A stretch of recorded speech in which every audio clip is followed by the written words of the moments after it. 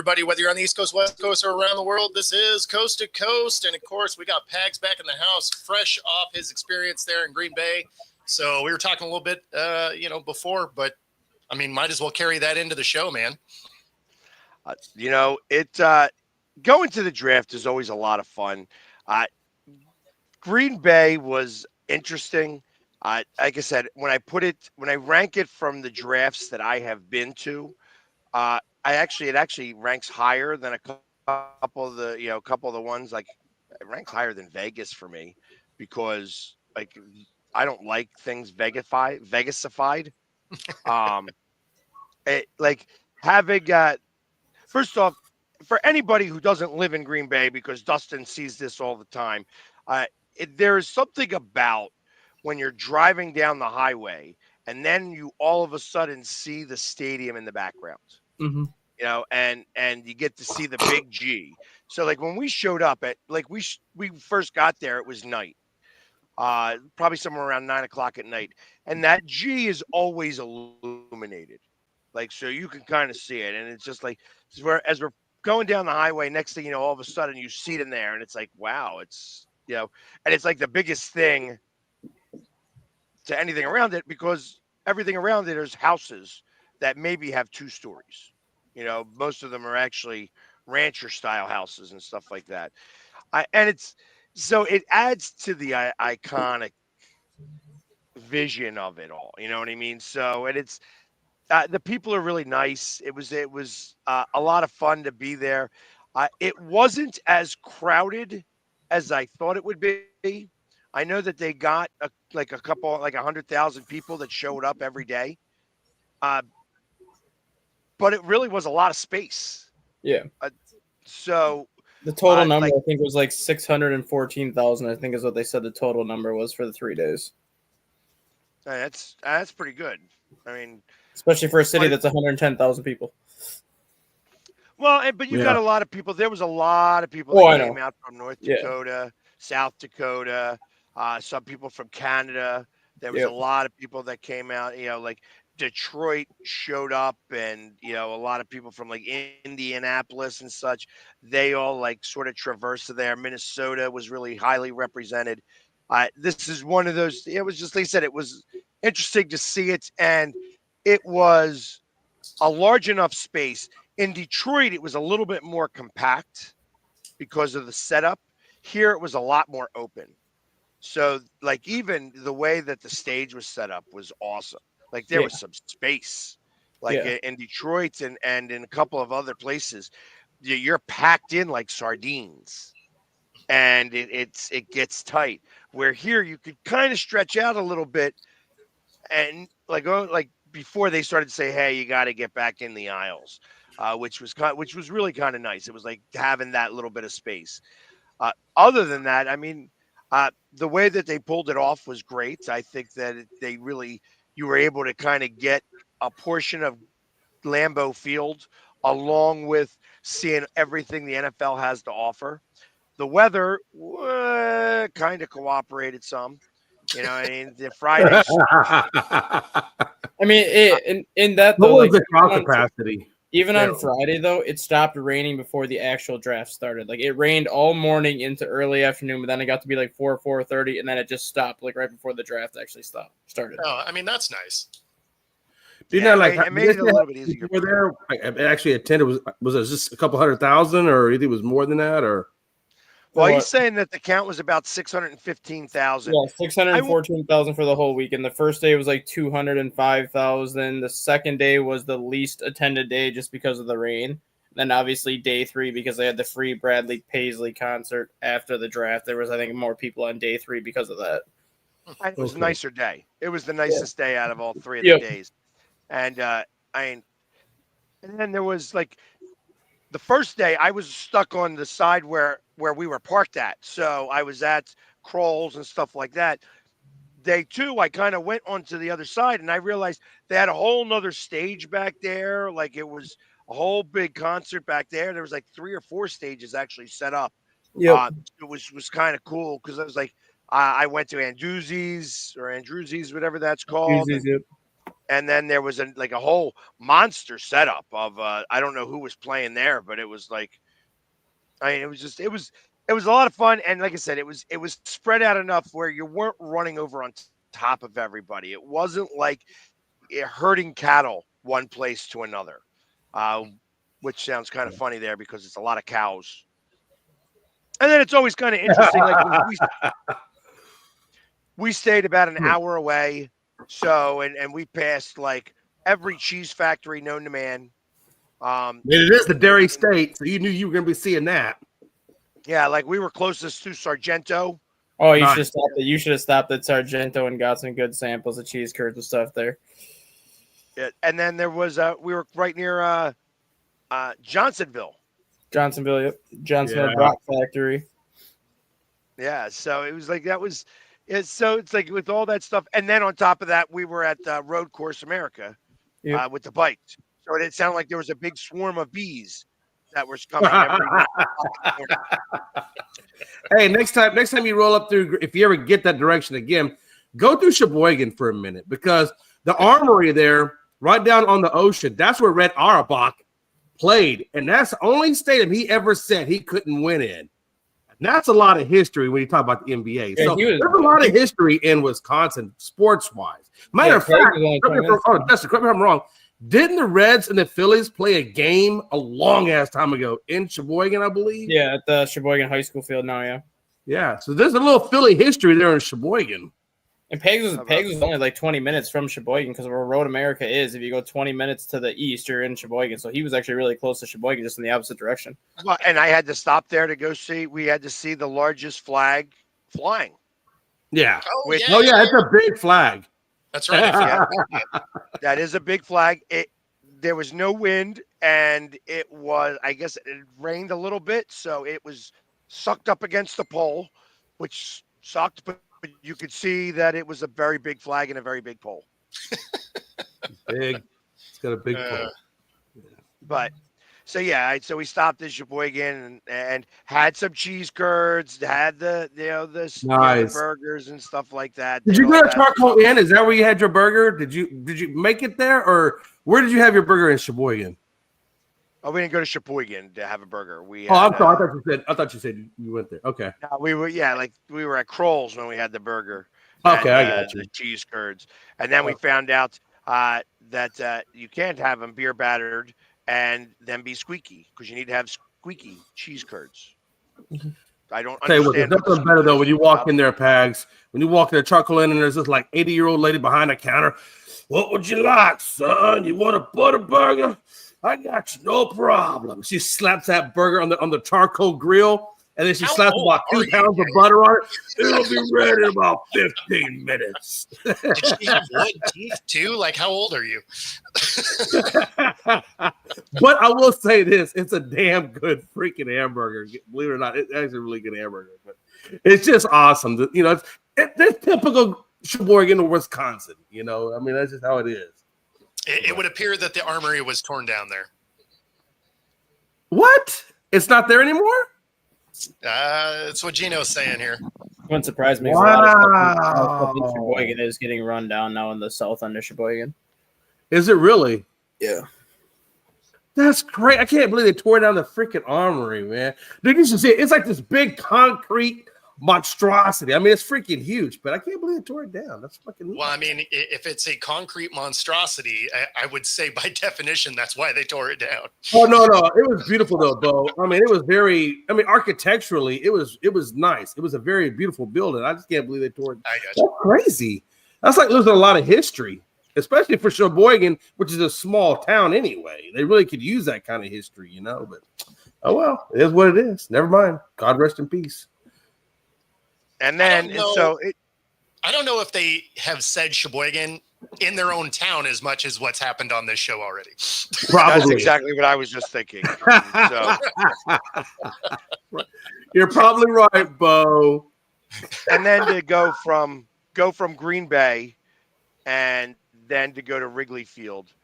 So first off, of course, I had to paint up before I get on the road because I'm like I didn't have a place to stay in Chicago. I was just like, I'm just going to paint up.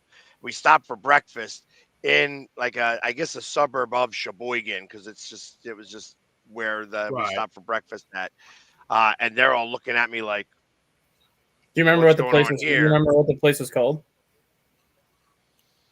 No, Okay. but I could pull the address. It's still in my my stuff.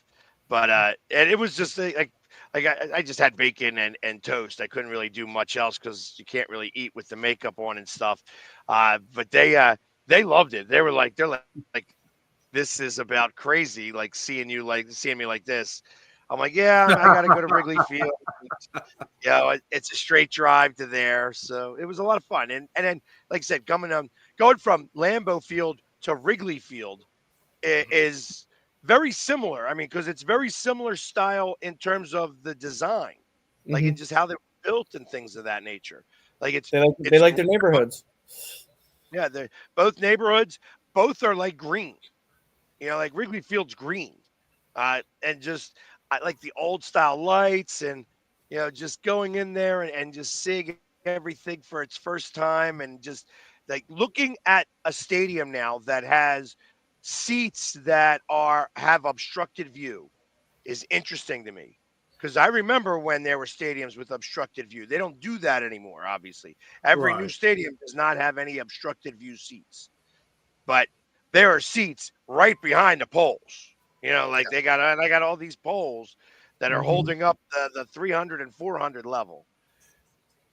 That's then it's actually really funny. Like I'd be so mad like this because you've been looking like this for so long. No. The poles are huge. So yeah, they're massive. The seat is skinnier than the pole.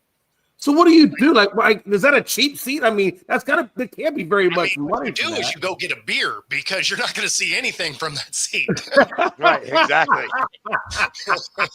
That's exactly correct.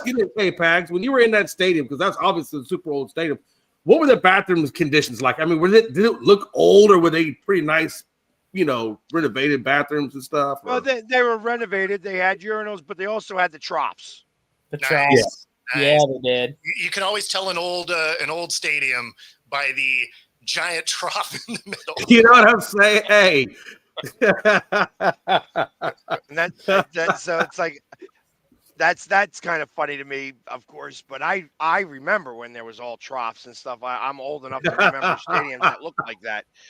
But they were renovated a little bit. Obviously, they put some money into there and to keep the upkeep. But but the stadium as a whole is cool. I mean, I guess what's it hold? Only like 30,000. Oh no! Since they did the renovation, it holds 41. Since they did the renovation, it used to hold like 32, 33, and then when they renovated the left and right field bleachers, they went up to 41. And then for the playoff games, you have like across the street. Did you see the people sitting on the roof across the street? Yes. That actually counts into their attendance for the playoffs. So if all those seats were filled, you can get up to 48. 41 in the stadium, and then like another 6,000 to 7,000 can fit on the roofs across the street. But in the stadium, you're at about 41. Yeah, they were telling me those that are across the street, though. Does Wrigley Field get that revenue, or does the building? Wrigley, so the way it works across the street is you pay. I've done it once just because I wanted to do the experience of it, just to see what it was like. So what it comes with, it's $150 per person to go sit across the street. It's $90 per ticket, which goes to the ballpark and goes to the Cubs. And then the other $60 goes to the apartment building because you get free drinks and free food for the whole game. So basically your $60 is covering your drinks and your meal for the whole game.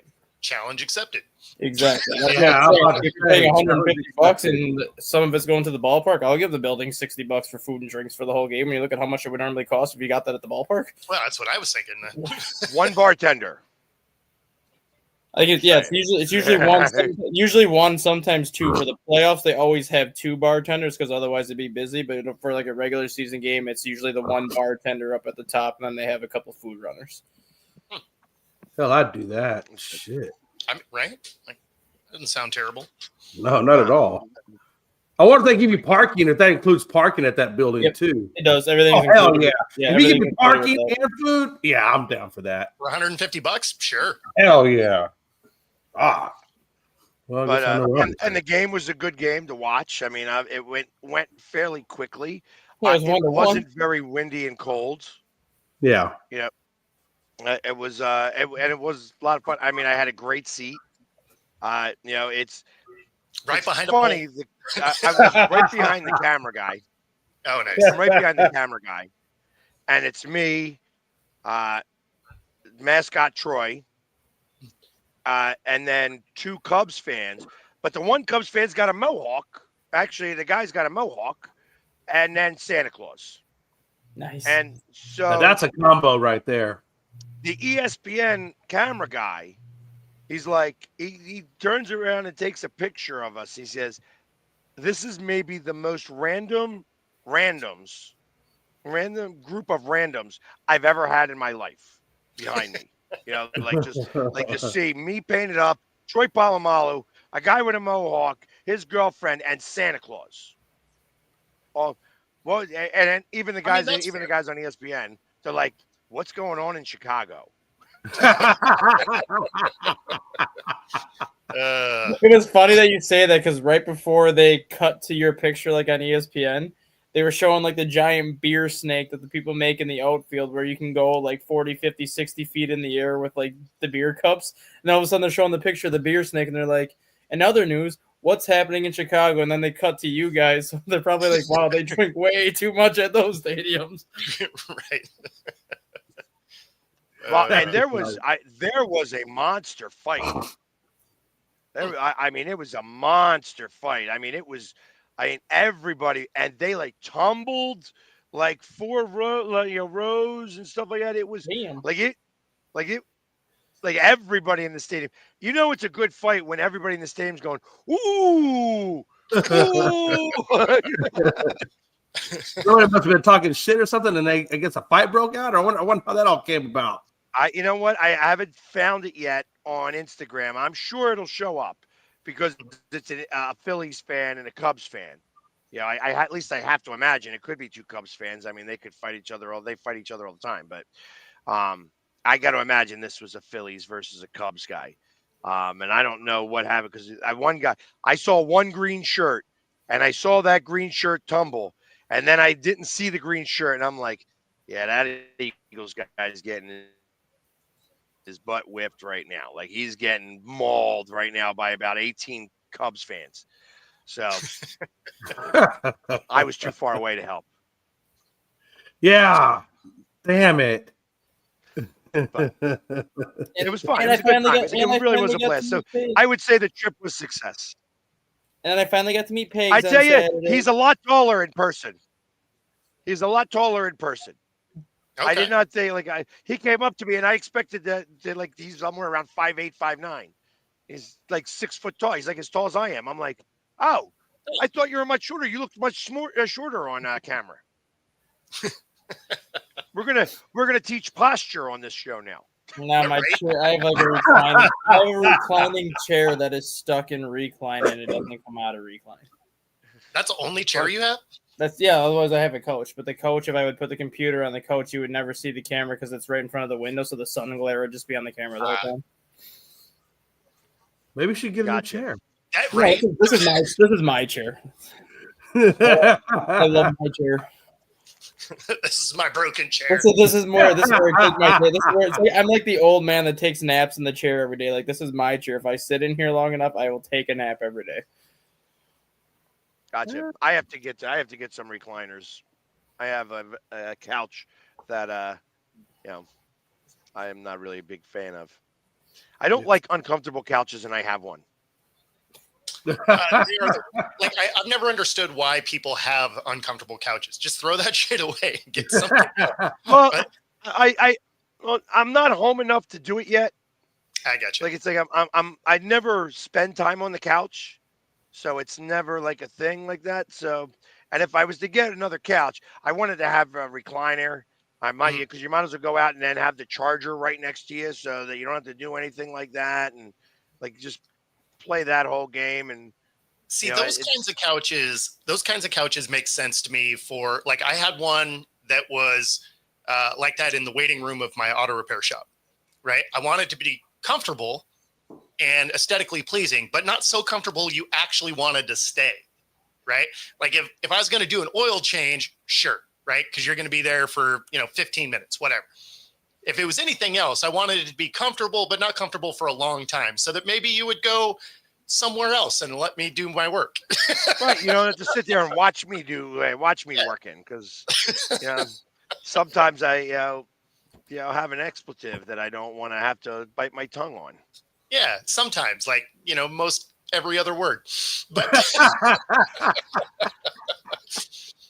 so. But anyways, so now since I wasn't here yesterday, driving back, I just I didn't have the time to really I was looking like we got to do this, and then we didn't do it. I wound up in Detroit at that time, and Detroit was we had to make a stop in Detroit. I'm just going to leave it at that. Sure. Anyways, but it was, I made it home safely. Obviously, I'm home. One piece. Yeah. Well, I imagine you texted Jay to let him know. Well, that's what I asked. 14-hour drive was a lot of fun. But so, what did you guys think of your drafts? I mean, like for Seattle's, it was actually a great draft overall. Picking up Milroe was interesting, right? Mostly because he is definitely a project, but the good thing for him is he doesn't have to start right away. So, we have Darnold on a 3-year deal that can be a 1-year deal. You have Locke, who's been a solid backup, right? So Milroe comes into this as QB3, and that seems right. He is basically this draft's Anthony Richardson. Lots of athletic upside, a fairly inaccurate arm. But because he doesn't have to get thrust into the spotlight immediately, he can actually work on that, as opposed to, hey, get out there and start, and let's hope you miraculously are good now. So I like the pick because he doesn't have to start. If the plan was to try and get a starter, he's not it. But as far as the rest of our draft, it's actually, they got exactly the things we needed. So, I can't be mad at that. Yeah, I thought the Cowboys drafted pretty good. I mean, we got an offensive lineman, which we desperately needed. We got an edge rusher to help out Michael Parsons, which we desperately needed. Then they got a quarterback, and then they got a running back, Jadavian Blue from Texas, which, he's a good running back. He's a serviceable running back. So, we didn't get the and then we got a linebacker too to help out on that side. So I think we drafted for need rather than getting the flashy toys. And for the first time, I felt like Dallas did something good there, because we really needed help on the offensive line and defensive line, respectively. Yeah, and for our draft, it was just kind of a meh. I mean, we had 4 picks, so it's not like we had tons of room to play with, but our first-round pick was a good pick. Solidifies the offensive line. I like Sam Howell. I was gonna say I like our third round. I like our third-round pick in Ty Felton that we got as the final pick in the 3rd round. I think he has a chance to be something special in the Vikings offense, and we got basically. I consider Sam Howell not necessarily a rookie, but I consider it kind of like a rookie 1A, because he has just that 1 year of experience for the most part with the Commanders. So we added a backup quarterback, and it was basically a 5th-round pick for Sam Howell. So it's like essentially we got a backup quarterback as a 5th-round pick, and then a wide receiver and a starting offensive guard. Those 3 picks I can live with, and then the other 2 is just when you get to round 6 and 7, you're just rounding out your roster with special teamers at that point anyways. Yeah. Appreciate that, Sonia. Yeah, thank you, Sonia. I think the Eagles, I mean, they drafted well. It's always a surprise. I've never seen them draft a linebacker in the 1st round. So I know he is versatile. I mean, they drafted him as a linebacker. However, I think that he is more of versatile. Like, he could go defensive end or edge rusher as well. I like the fact that they did that. It gives me, from what I understand, that was who they were targeting. They had to move up a little bit just because of they didn't want to they thought somebody was going to trade up to get him Yep. as well. So they had to trade up one spot with the Chiefs. Damn it. Why does people call me always when I'm doing my the podcast? I don't get it. It's like nonstop. Like, come on, guys. One rule from 12 to 1. I'm busy. Anyways, the other picks, we're going to see how they plan out. I like how they traded down to be able to get some extra picks in the 4th, 5th, and 6th round. I mean, I like bringing guys into camp. I think that's always a good thing. And we go from there. You know what I mean? It's you guys actually picked up 2 linebackers in that draft. So I thought that was interesting. Actually 3. I think. Was it 3? I thought that there was 3 in total. Well, no, I saw. But yes, you guys picked up one in the 4th round too. Yeah. Okay. Or the 5th round, one or the other. I haven't, like I said, on Saturday I didn't get there till late because Friday night we were out much later. Friday night was party night, so we spent a little bit too much extra time at the bar, and then drive home after an hour home. Made it tough to get up early in the morning on Saturday. But was exciting. The whole thing was exciting. It you was didn't a lot even of do fun. face. You didn't even do face pan Saturday. What either, did you think of the Shador? I did not. Some days you need a day off. Fair enough. So the Shador thing is interesting. Shador. And so I'm gonna play this reaction, which makes you wonder if he's even gonna make this team. So this is their GM. Prospect at the most important position. We felt like it got to a point where he was probably mispriced, relative to the draft. Really the acquisition cost was pretty light, and it's a guy that we think can outproduce his draft slot. So I wouldn't say it's any more than that. Mary Kay, I think obviously Shador has kind of grown up in the spotlight. But, our expectation is for him to come in here and work and compete. Nothing's been promised. Nothing will be given. So, I may, hesitate to characterize it as a blockbuster. That's not necessarily how we thought of the transaction. But we are excited to work with him. Felt like he. And of course, that is after they had already drafted Dylan Gabriel in the 3rd round, right? So they made an interesting quarterback room. Now, Deshaun obviously isn't going to play because he's injured, right? But you have Flacco, you have Pickett, you have Gabriel and Shador. It makes you wonder, were they forced to pick Shador, or is it a scenario where they're like, you know what, we always guess wrong on quarterback. Let's just take all of them, and then whichever one doesn't suck, we're going to keep. Yeah, I think Pickett's going to be a casualty. I don't think Pickett's going to stay on that team. I think it's going to come down to Flacco and Shador and Gabriel. And I like the fact that the GM said, hey, look, nothing's been promised. Nothing's been given. This guy's a spotlight kid. He's self-entitled. And if he wants to be on this team, his ass is going to have to earn it. And I like that. And I think Shador needs to understand, and I think he will. I'm going to have to earn this. This is not going to be Dion primetime as my coach, and I get what I want. I got to earn my keep now. And I think he needs that. Mm-hmm. I like the reaction, honestly. First off, I found it interesting that they drafted him as they thought that the Eagles were going to take him with the next pick.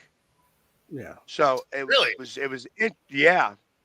was, and there was talk about it. Like that they took him so that the Eagles would not take him because it started to become like that. It was worth it at the draft spot that he was at. That he fell that far that it became worthwhile in that position to do that. That being said, I am completely against what he just said. I think Pickett wins that quarterback battle. I think Flacco is too old. I think that he is going to be the calming influence in that room. The fact that listening to sports talk radio, in Cleveland, in Ohio yesterday, it's interesting because everybody feels that it was the owner that forced that pick. Like that's what it's that the general manager, is kind of saying some of the right things, but it was the owner himself that kind of said, "No, we got to pick Shedeur Sanders here." You know what I mean? And they picked him there. No, and that's what it seemed, because there's really no reason to draft yet another quarterback. You don't need 5 quarterbacks in your room. You don't need to draft 2. I mean, it seemed a little ridiculous after having just drafted Dylan Gabriel in the 3rd. Mm-hmm. Because you already have your potential backup guy in Pickett anyway.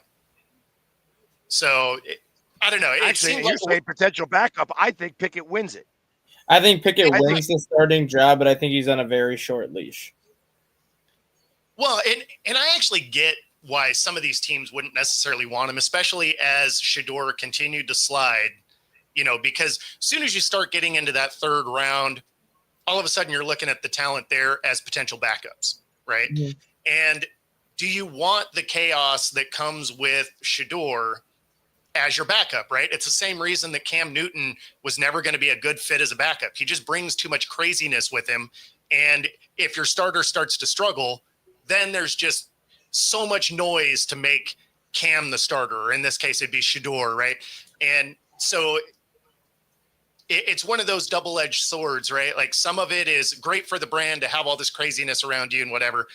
But if you ever need to step into that backup role, all of that noise is not helpful. Agreed. And I think that's it. In the process of this, you are going to see, first off, if I'm Shedeur and I got drafted in this spot, I got to look in the mirror and be like, okay, I got to use this as the chip on my shoulder to be better than everybody else in this draft, that you have the potential or the ceiling to possibly be better than just about every other quarterback in this draft.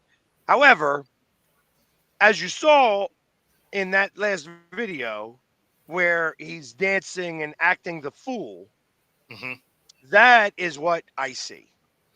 That here it is, he got drafted in the 5th round, and instead of being very, let's get ready to work, he's like, hey, we're getting ready to party. We're going to party like it's 1999 and I was the 2nd pick in the draft. Like, it was just I don't think it would have been.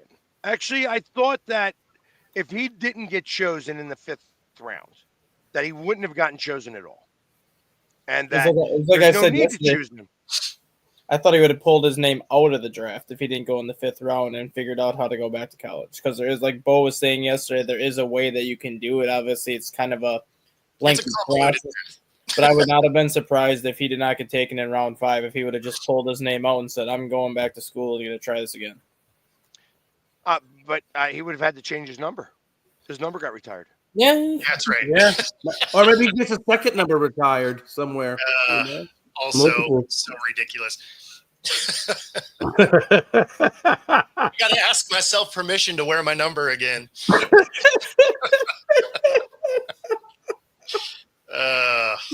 Man, that's crazy.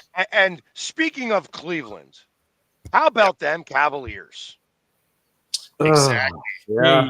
Exactly. 60 points. Was that 60 points? 55. 55. It was 120 points in 2 games, but 55 the last game. Yeah, I mean, talk about just absolutely beating the brakes off them. I mean, the break. At halftime, you were looking at a score where if they doubled their score, they would still be losing by like 5. Yeah. I mean, it's bad that you lose by 50 the first go around, but the fact that you get blown out by even more the second time around, well, that's embarrassing. Yeah, the thing is too, like for the most part, the playoffs have been very competitive in a lot of these series. But you look at what Oklahoma City did to Memphis. 3 of the 4 games in that series were 35-plus point victories. Like Oklahoma City spanked the Grizzlies. Yeah, Memphis wasn't ready for that. Now you have the Memphis was not Cavaliers, who the Cavaliers' first 2 Yeah. wins, I think, were by like 20 and by 20, and then they just go and annihilate the Heat last night. Like, you've had a bunch of competitive games, but you've also had a bunch of, wow, that was not worth watching the last 2.5 hours. Oh, I didn't even watch the first one. I was just score checking, right? Because I was like, I the game wasn't going to be worth the watch. And then, I popped in at the end of the first. I was like, ooh. Popped in at halftime. I'm like, yeah, I'm glad I'm not watching this game. I saw the score come across my ESPN app, and I thought it was like a misprint or like something. I'm like, okay, that can't be right. So then I like flipped to ESPN like 10 minutes later, and the Cavaliers are up like 72-29. I'm like, oh yeah, no, okay, absolutely nuts. Yeah, it's now the Warriors game. Now that was a good watch, but yeah, the Cavaliers 72-33 at half. I mean, man. Yeah, it was. Eric's I know when I took a look at it, it was 103-55. Yeah. And I'm like, wow, is that real? Is that a real score? Eric Spoelstra's post-game press conference was great. I don't know if you caught any of that. He's basically like, I've never been so embarrassed in my life to be the head coach of this team. We were absolutely humbled, and we have a lot of soul searching that we need to do. Soul searching? You need to blow that team up and reconstruct. Yeah, so in fact, I'd probably keep Hero and then figure out what you're going to do with the rest of the team. Well, in his defense, though, like you had Jimmy Butler on that roster this year, and once you traded him away, you pretty much knew that you were kind of throwing in the white flag for the rest of the year. But the bottom of the Eastern Conference is so pathetically bad that Miami was still going to get into the playoffs regardless. Like, they got the 10th seed in the East, and they were like 5 games ahead of the 11th seed. Like, the bottom of the Eastern Conference is so terrible that even with them basically blowing up that team, they were still good enough to beat the rest of the Eastern Conference. And they beat the 9th seed and the 8th seed to get into the playoffs to begin with. They became the first 10 seed to make it out of the play-in. Yeah. I lost it. It's too bad. I actually had the soundbite queued up, but Instagram decided to do that, lose the thing you're looking at, so it's gone forever. Yes. Yes, I understand completely. That is so annoying. Hey, like you didn't touch anything, but we're going to refresh anyways. Exactly. So, Yep. But yeah, and look, I'm looking at the NBA. Obviously, all these series are over. I mean, that Warriors game was good though. Like that. Houston, as I said, Houston. It's a shame. This is a learning process for Houston because ultimately they were going up against a team that just knows how to play in the playoffs. You could see it a little bit. Did they actually eject Draymond Green? They did not. He got a flagrant one. He did not get it. He got a technical and a flagrant one. Here's the thing with that game. And this is why I know Houston can get better. They didn't. I don't want to take anything away from Golden State. Golden State won that game, fair and square. I'm not going to make excuses on that. But I will tell you this. The Rockets shot 52% from the free throw line. If that would have been anywhere near around 75 to 80% from that free throw line, this series would have been 2-2. Yep. So Houston really has to, and if I'm Udoka, over the course of the summer or whatever, they're going to get better at that free throw line. That's probably priority one. Yeah, priority two is, why are you going away from the paint? Look, Houston is not a three-point team. That's Golden State's bag. We are a points in the paint type of team. That's where we make our bread and butter. We are all scorers. We got one or two guys that can make an occasional three-point shot. But I felt like Houston, in some cases, tried to hang with Golden State at the three-point line rather than going with what works for them, which is points in the paint. And I think, but really ultimately it was the free throw line, that 52%. That's really what killed Houston. And that's what I'm hoping. And again, they're a young team. They're only 25 average age. They got a lot of growth to do. I think there's going to be some tweaks. I think they still need to get a sharpshooter specialist. They need to find that guy either through free agency or the draft or whatever. And I think they're going to be fine. We're going to be back next year. This year was, like Pag said, this is a learning year for us. Van Vliet was absolutely killing it from 3. Yeah, but that's not typically. Yeah. No, I understand. You know, I understand. He's the only reason the game was as close as it was. I understand. And most of their runs were him getting hot at times. But yeah, if you can't make a free throw, you're gonna lose. Absolutely. And we did have, when we started off that game, we had 5 turnovers right up off the rip in that first period alone. I mean, I like the one thing I took away from that is Houston will fight. That's one thing they will do. They will fight, and they are great defensively.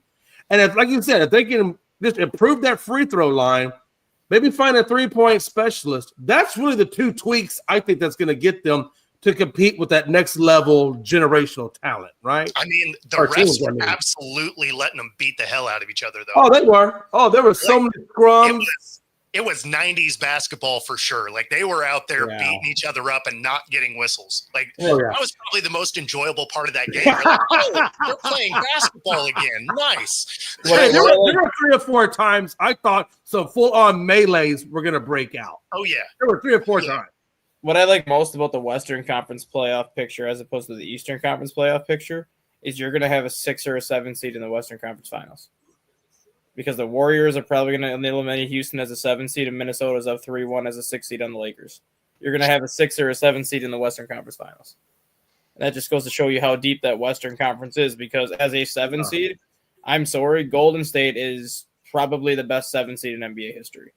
Granted, their record doesn't show it, but when you look at how much playoff experience they have, the amount of playoff experience Jimmy Butler has, and just some of the players on that team. But that is a little skewed. It's skewed to the fact that they were an average 7 seed up until the point that they grabbed Jimmy Butler. That's what I'm saying. Like right now, Butler, that changed the entire dynamic of that team. Like that's why there's such a dangerous 7 seed, because you add a guy in Jimmy Butler who's been in the playoffs so long. You have all the experience in Curry, Draymond Green, Steve Kerr, and that whole roster. Like, that is a 7 seed that should not be a 7 seed, but they're only a 7 seed based on how poorly they played the first 4 months of the season. Well, I mean, the thing is they're beating you with experience, not necessarily that they're just lighting it up out there. Besides game 1, let's be honest, Steph Curry, Jesus, man, that man's on a whole other level when it comes to the 3-ball right now. I have never seen a man that can shoot so many off-balance fadeaway threes and not even being looking at the rim, just muscle memory, and it still goes in. And not even like off the clanging going in. I mean, like nothing but all net going down. I've never seen a guy that's shooting that well from the 3-point range. But my question is, he's 37. Draymond's probably got more gray hair in his beard than I do in mine. How much longer do you think that the window for them to be highly competitive? You think they got 1 more year left in this? Draymond's on the final year of his contract next year. Curry's got 2 years left. Draymond's not going to get another contract after his current contract is up. So if Jimmy Butler resigns, that window could go maybe up to 3 years. But if everything stays the way it is, Jimmy Butler's got 1 year left of his deal. Draymond's got 1 year left of his deal, and then Curry's got 2 years left. So I think the window is next year would be the last window unless they bring Jimmy Butler back. Well, and you don't have to worry about a drop-off in Curry's defensive game because he's kind of a liability there anyway. So yeah, so that's what I mean. Like right now, it's like this year I'm not going to say is the window this year just because they're the 7 seed, and I don't expect them to beat Oklahoma City. But next year, if they have everybody back that's on their current roster right now, I think next year's that last year for Golden State's window, unless they figure out how to re-sign Jimmy Butler beyond next year. Hey, listen, you spot me 30 in the game that goes to 21, and I'll take on Steph. Yeah, right. Exactly. I'll spot you 20 in a game that goes to 21, and he'd probably still lose 21-20 because he would just go and hit. Man, 7. Listen. Hey, look. You know what? Make it take it's really bad. I mean, if I could, I would just love to play with Steph. I think it'd be fun, just to, whatever. But I know that would be. I disagree. I disagree. If you make it. You give me 20 points and go up to 21 against Steph Curry, I think I'd win. You would blow a hit. You'd have to back him down. All you got to do is back him down. Right? I mean, he's about my height. Yeah. I think it's he might be a couple inches. I think isn't Steph 6'2"? Well, are you 6 foot even? He's like 6'2", 6'3". Yeah, I think he's 6'2". Yeah. Yeah, so he's a little taller than me. Yeah, I play good defense. I play good defense on him. Obviously, you got to get up there, make sure that when he misses the shot, that I get the rebound. Yeah, you'd have to box him out. And then you got to back him down. Just got to back him down. I would just like to play horse against Stephen Curry. See, that sounds logical. But somehow or another, I don't know if that's going to translate to the court. Especially it also have to not be make it take it. Yeah. Oh my God. Make it take it. You probably No. You'd have to make it take it. And if you're giving me 20 points and I got to score 1 to his 21, I think I could do it. Okay. I mean, I'd like to watch that. I think it'd be fun. Honestly, I see a benefit concert. I think we could donate the money to charity to watch Pags come back and just try to get one on Curry. I think you'd raise some good money at that, honestly. Super fan versus super athlete. That's how I would label it. Yeah, and then like maybe just do one little sidestep, maybe get him and do the spin move, hook shot. Hey, I think you should get your agent, Pags. Hey, I'd rather be lucky than good. There you go. Yeah, that'd be the thing. You're just heaving it up there, hoping for the best.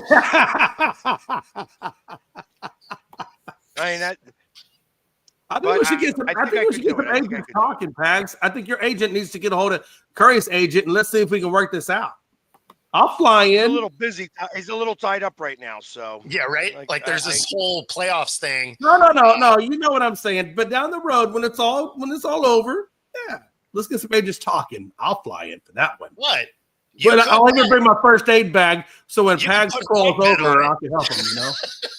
You could do a prop bet on it on Bet US right here on Coast to Coast. You'd be betting for Coast to Coast. 125% of the first 3 deposits, 5% or 10% bet guarantee. When Pags loses, but but yeah, use that QR code on the screen. Hey, I'll make sure to bring my ventilator. I'll have all the medical supplies to revive you. It's going to be great. So I got another question for you guys since we're sitting on basketball for a minute. What do you think happens with the Bucks? Now that Damian Lillard is not only done this year, but he's done next year. Now somebody said he could possibly be done for his career given his age. Do you think he'll be 34 when he comes back if he does come back? 36. He's 35 right now. I thought he was 32. Is he 35? No, he's 35 no, the right stem now. cells make you younger. Do you see a scenario where Giannis tries to get out of Milwaukee? Because that's the talk all morning where everyone was like, this could be the window that Giannis kind of uses the leverage to get his way out of Milwaukee. I don't think he likes his coach necessarily, and Doc Rivers. I don't think he likes the situation there right now. So while he signed up, he's a Milwaukee guy, though. He loves the city. I think he might be loyal to that city. I don't know, because there was a little bit of friction already last year when it came to Giannis, where Giannis was trying to get Damian Lillard there, and he pretty much said, if you don't get me another star, I want out, which is why Lillard came here in the first place. But if Lillard's going to be gone next year, you already don't have Middleton. You already don't have a lot of those core pieces that you had when you won your championship. Brook Lopez will be probably retiring after this year. This could be the leverage that Giannis uses to kind of be like, all right, I love Milwaukee. I love the organization. I love everything you've done for me and whatnot. But we're entering a situation where we're probably going to have to retool this team, and I want to win. So if you want to retool this team, trade me somewhere and get a bunch of pieces for me to retool this roster. God, what if Giannis teamed up with Luka out in LA? I still think New York would be where he goes, because he's talked about the New York market several times the last couple of years. New York, I think, would be the team that Giannis would ultimately go to. What are they going to do with Karl Anthony Towns, though? Don't they kind of play the same position? You can move Karl to the 5 and put Giannis at the 4.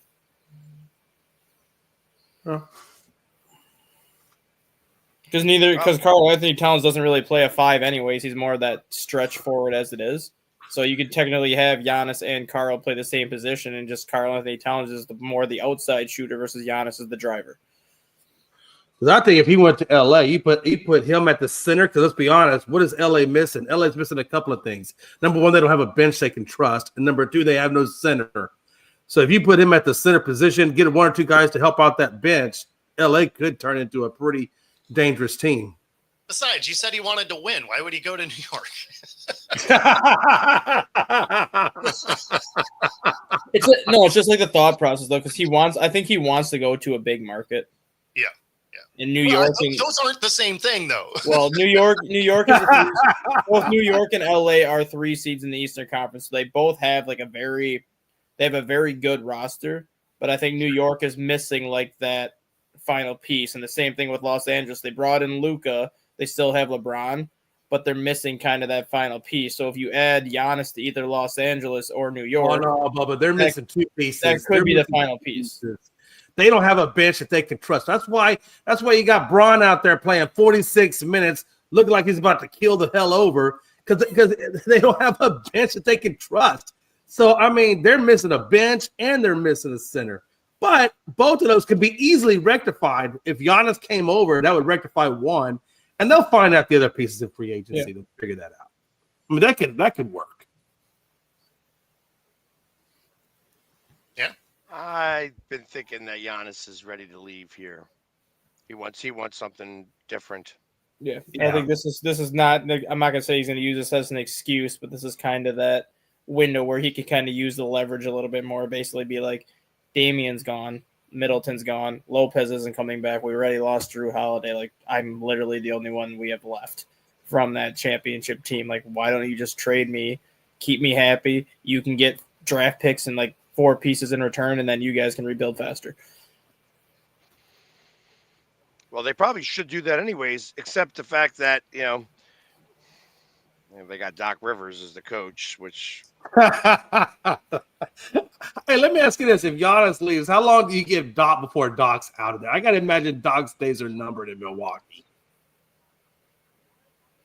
He's got 1 more year. And the only reason why I say that is right now the Bucks are paying 4 head coaches. Yeah, they're not going to fire Doc Rivers and pay him another year and then hire another coach to pay 5 head coaches. They're going to let Doc go 1 more year because then Budenholzer's contract is off the books, Adrian Griffin's contract is off the books, and then Doc's contract will be off the books. So he'll go 1 more year, so then they'll be done paying all these other coaches on the way. I really felt like they let go of Budenholzer wasn't exactly the best thing for Milwaukee. I felt like they should have held on to him. I thought he was much better than Doc Rivers. I felt like they downgraded in coach when they brought in Doc from Budenholzer. And I agree, but the thing that people forget about Budenholzer was when the Bucks lost that first-round playoff series to the Miami Heat when Miami Heat was the number 8 seed, Budenholzer's brother died in a car accident after Game 2. So he wasn't even mentally stable to even coach that team games 3 and 4, and you could kind of tell just based on how the team was prepared. Yeah. And if I was the Bucks, I wouldn't have necessarily fired him. I may have given him the year off and been like, do you want to stay here? We understand what you have going on at home. We understand you have some personal things you want to take care of right now. I would have given him the year off and just hired Darvin Ham maybe as the interim head coach that year. And then after that year is over, ask if Budenholzer wants to come back. But by firing him, not only did you upset Giannis, but you kind of put yourself in the position you're in now where you brought in Adrian Griffin. He made it 45 games. You fired him. You brought in Doc Rivers. And now you're in the same position you were when you fired Adrian Griffin, a team that has talent, but you're just underachieving because you got rid of a coach you never should have got rid of. Exactly. Yeah. Yeah. But that's what they do, because it's not the player's fault. It's the coach. Yep. It's the coach's fault that the players are giving up 120 points per game. It's the coach's fault that the players are going 2 for 20 from 3-pointers in the first half. That's the coach, though. Yeah, he's out there the one shooting the ball and calling the play, right? Yep, he's the one out there shaking all the shots and missing. Yeah. I mean, it is up to him to put people in positions to hit shots. So if you're missing them all, you need to start shooting from somewhere else. Or get different personnel. Sometimes beyond the arc, it just isn't your day. So you need to stop jacking them up and go, get down in the paint. What a time to be alive. So, anyways. That was really it. I mean, look at this. All the sports in 1 hour, That's right. All wrapped up. Yeah. Brought to We you got by Goldfish, the snack that smiles back.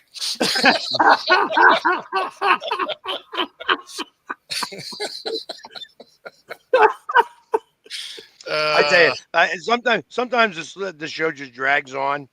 When we start talking about basketball and Giannis, I can't stand him anyways. Like, I send him up to Seattle, play basketball in Seattle. Well, we need a team first, but yes. I really do feel like that Goldfish is Pag's go-to snack, though, because every time he listen, Jay, it's always Goldfish. The only thing I got to say about you, Jay, is that you got to either take the fingernail polish off or redo it. Vintage. Looks like you are straight white trash with the way that nail polish is. I'm just saying, paint it or take it off. It's got to happen. You're in between. That's a white trashy thing. Especially if you're going to show up at the symposium. What's up, everybody? Philly Sports Guy here, and I'm here looking for creators, influencers, and business who are looking to turn their influence into impact.